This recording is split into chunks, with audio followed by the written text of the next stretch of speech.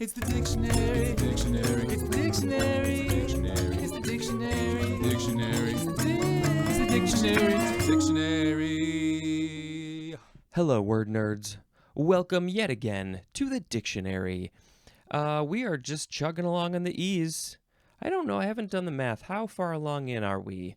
Maybe halfway? Something like that? I don't know. I still have to put my little post-its on the pages so I know when those sections will air. Maybe someday I'll get around to it. The first word in this episode is, it's more brain stuff. It is encephalography. encephalography.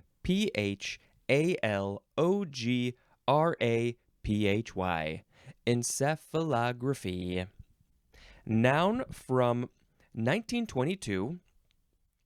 Radiography of the brain after the cerebrospinal fluid has been replaced by a gas as air. Wait a minute. What? Why are you replacing your cerebrospinal fluid with air, with a gas? I feel like if you did that, you would be dead. Radiography of the brain after the cerebrospinal fluid has been replaced. Yeah, I think I got to put a link in the show notes for this. This doesn't seem like something that happens when you're alive. You need that fluid, right? Right. Okay, I don't know. Maybe I'm wrong. The sound effect today will be fring. Next is encephalomyelitis. Encephalomyelitis. This is a noun from 1908. It is with the encephalo prefix plus myelitis. This is concurrent inflammation of the brain and spinal cord. Specifically, the synonym is equine encephalitis.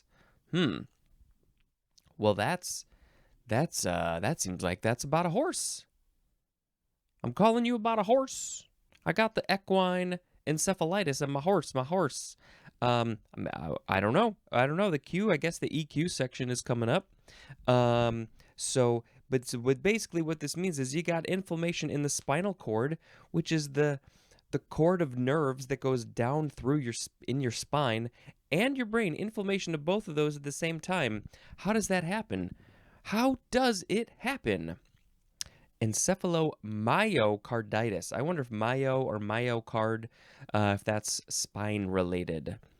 Oh no, sorry, I read the wrong one. Encephalomyelitis. So it seems like MYE, maybe something to do with the spine. Well, the next word, I accidentally said it. Ring. It is encephalomyocarditis, or just myocarditis. Noun from 1947. This is an acute febrile or febrile disease, especially of swine and some non-human primates, caused by a picornavirus and marked by degeneration and inflammation of skeletal and cardiac muscle and lesions of the central nervous system. Yeah, this central nervous system and the brain. Did it mention the brain? No, it didn't, but it seems like it should because it's encephalo. This is the picornavirus. I don't know what that word is.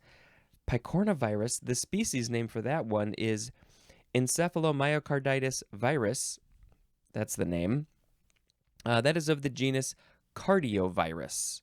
So that seems like those are the viruses related to the blood somehow. And it typically seems like it happens in pigs and non-human primates and other animals, but it doesn't say if it can be in humans as well.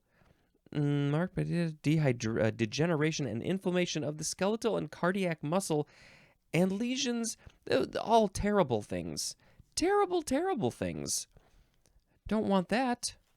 My back is hurting me so bad I'm worried I have it, but I don't think so. I think it's a muscle thing.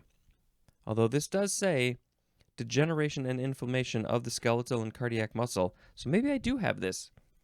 Maybe that's my problem. Fring! Next is encephalon, or just encephalon. It is a noun from 1741, and this is the vertebrate brain.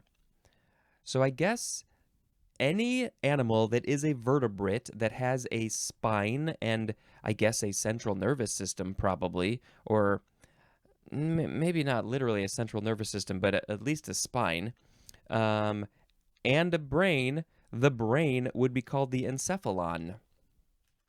So all of us vertebrates that have brains, our brains are called encephalons. Yeah, I guess it's just the vertebrate brain. The brain of a vertebrate. Come on, Spencer. Use your encephalon better. Ring. Next is encephalopathy. Encephalopathy. This is a noun from 1866. A disease of the brain. Any disease of the brain is encephalopathy, but especially one involving alterations of brain structure.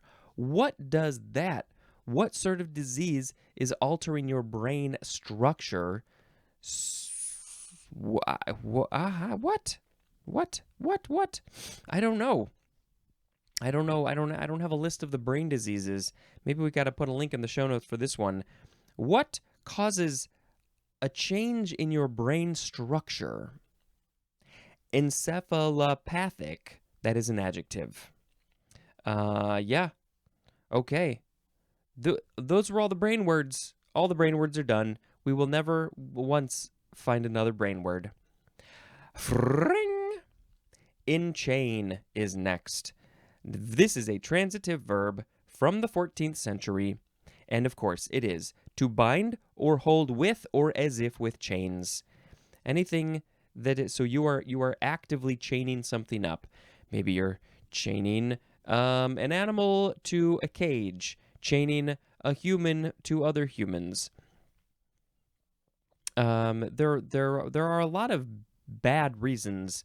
A lot of times you're chaining something up and it's not good for whatever reason.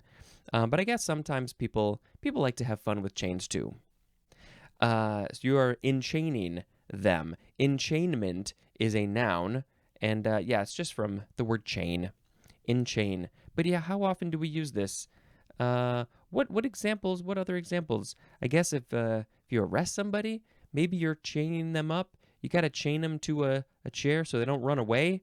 Ring. Enchant. This is a transitive verb, yes, from the 14th century. 1.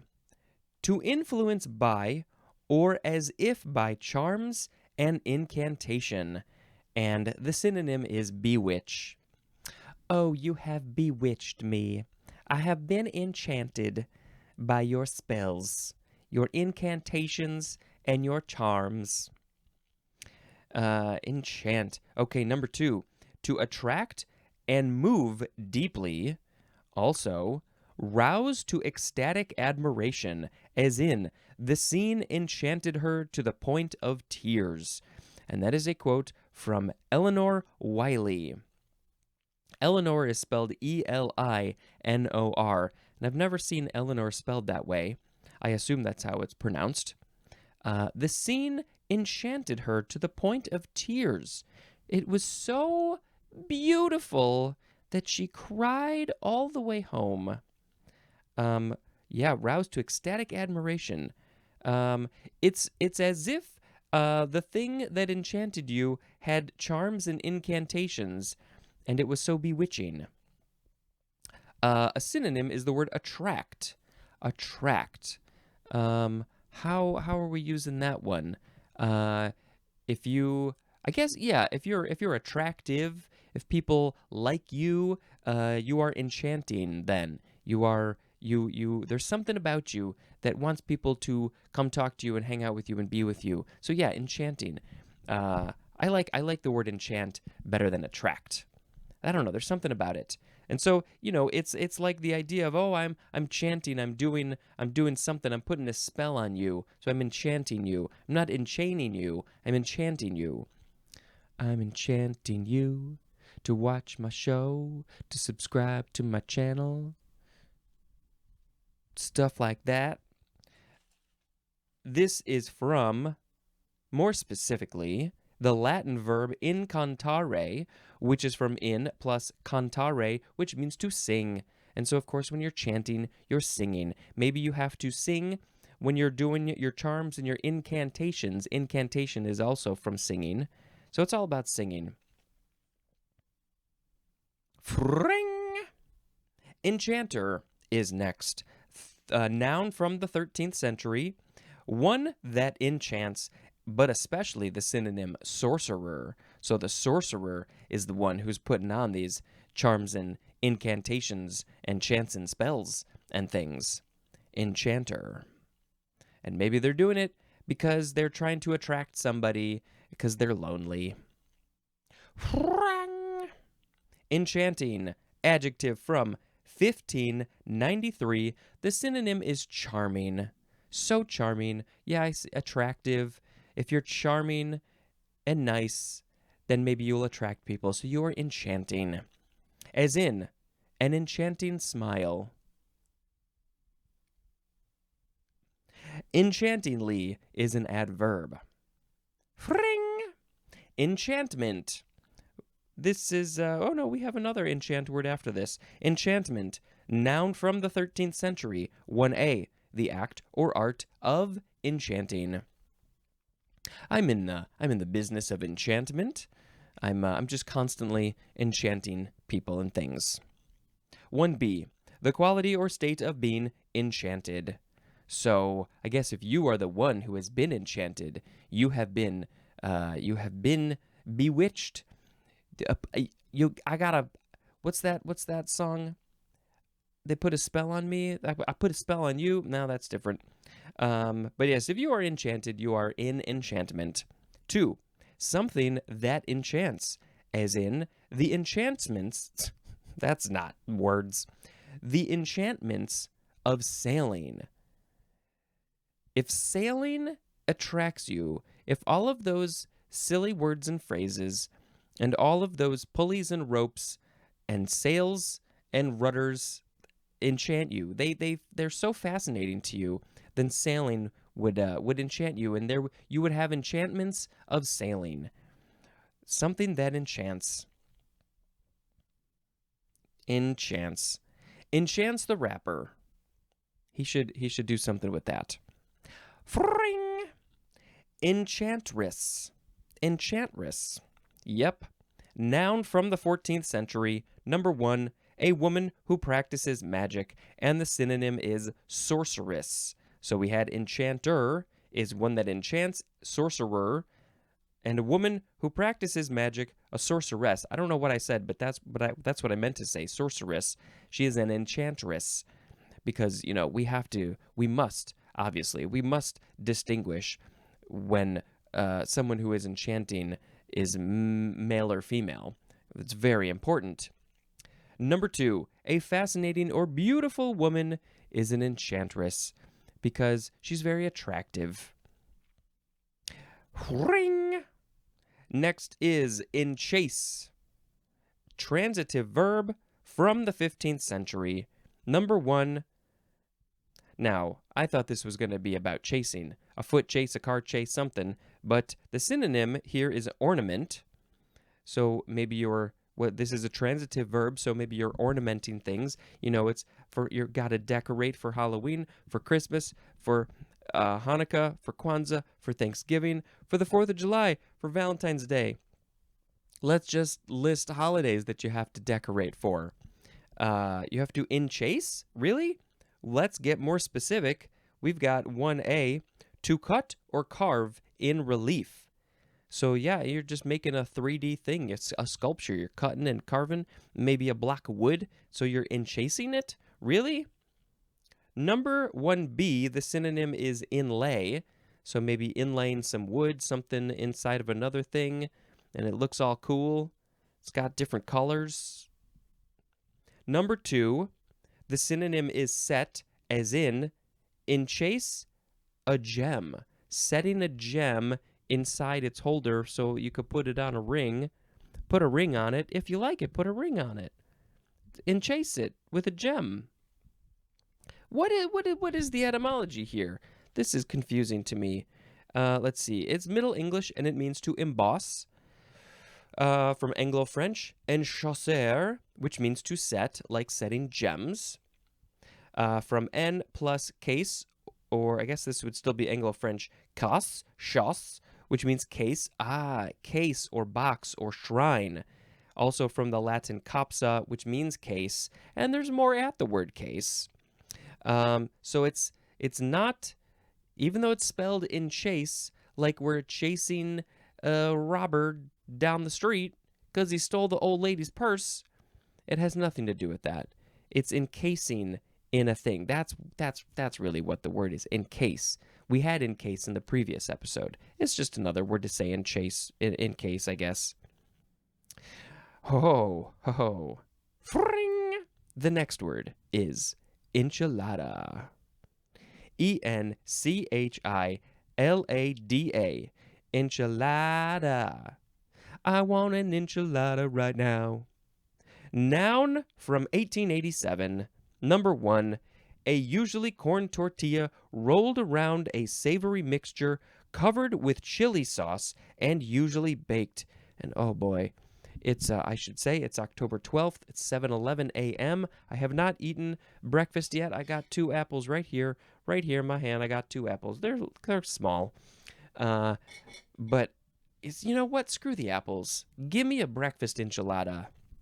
I don't think I can get one of those right now. Enchilada. Number 2. The synonyms are schmear and ball of wax. I don't know how schmear fits into this one.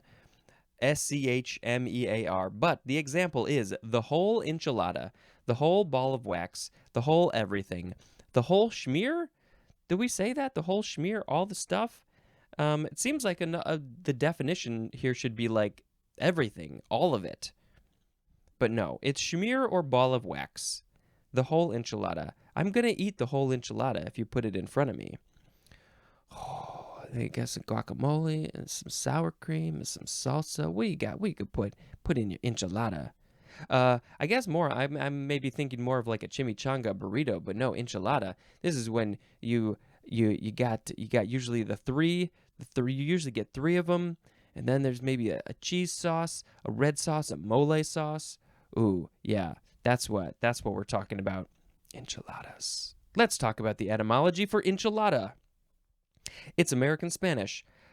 It is the feminine of enchilado, which is, I guess, from the verb enchilar, which means to season with chili. That's literally what this is. So you can't have an enchilada that doesn't have chili in it. It is literally legally required to have chili in it, to be seasoned with chili. Yeah, that's what it is. That's all it is. It's got chili in it. It's an enchilada. That's it. It's an enchilada. Enchiladas. Okay, the next word. Fring. Enchiridion. Enchiridion. I guess you could also say It's enchiridion, or you can say enchiridion. Enchi or enchi. enchiridion. This is a noun from the 15th century, and the synonyms are handbook and manual. The enchiridion. No, it is ridion. I just can't see it so good. I need this text bigger. Like on your phone, you can make the text bigger, which I think I need to start doing because I'm getting old and my eyes are getting crappy because I'm staring at screens all day. I wish they could do that on this book. Enchiridion is a handbook or a manual. Why? Let's talk about the etymology.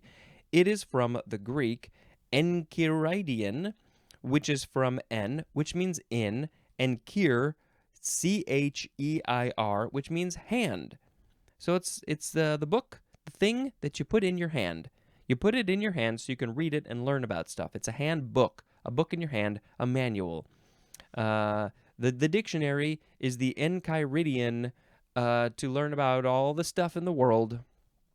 All the stuff. That's what we're doing. We're learning about all the stuff. That's it. Why don't we use this word anymore? Instead of getting a user's manual, you should get a user's enchiridion. Next is a suffix. Is it enchyma? Enchyma, the plural is enchymata or enchymas. I feel like maybe we read something similar. I don't remember. This means cellular tissue, as in the example, cholenchyma. Is that how you say that word? I think it might be cholenchyma. So enchyma, E-N-C-H-Y-M-A, means cellular tissue. Something relating to cellular tissue, you put this suffix at the end, and you're golden. Okay. Encipher. This is a transitive verb from 1577 to convert a message into cipher.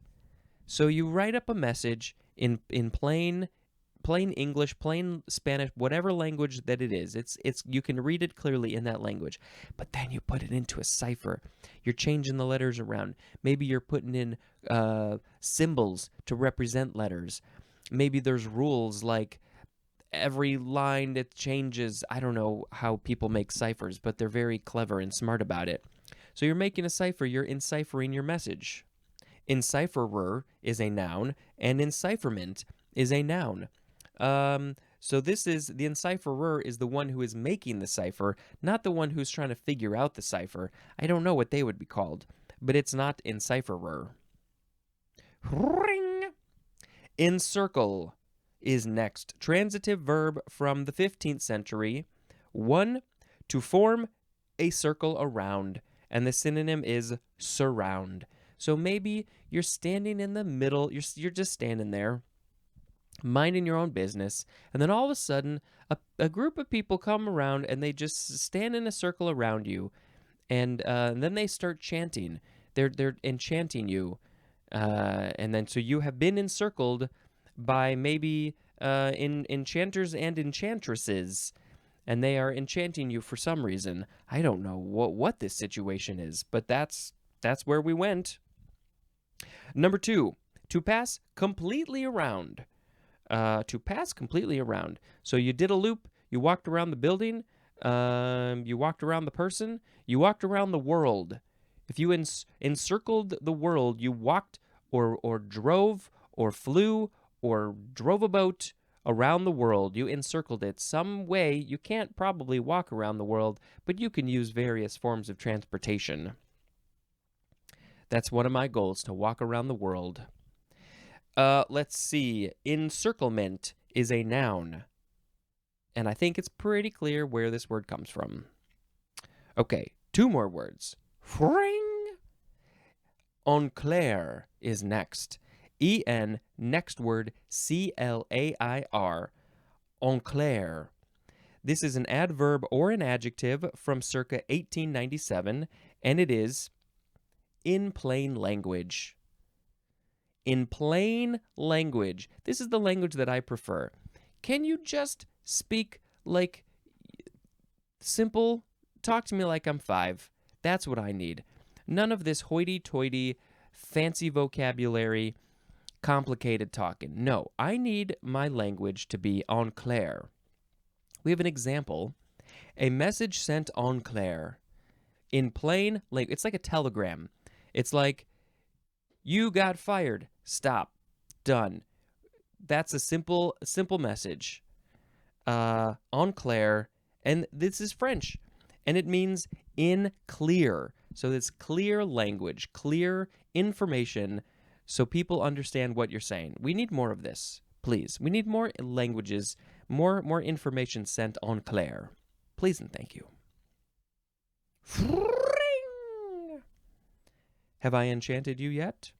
The next word is enclasp. E-N-C-L-A-S-P. Transitive verb from 1584. To seize and hold. And the synonym is embrace. It just, like, can we have a hug? Let's just hug, and let's enclasp. We're enclasping when we're hugging. Seize and hold. Ready, set, go. On the count of 3. Seize and hold. Okay, that's great.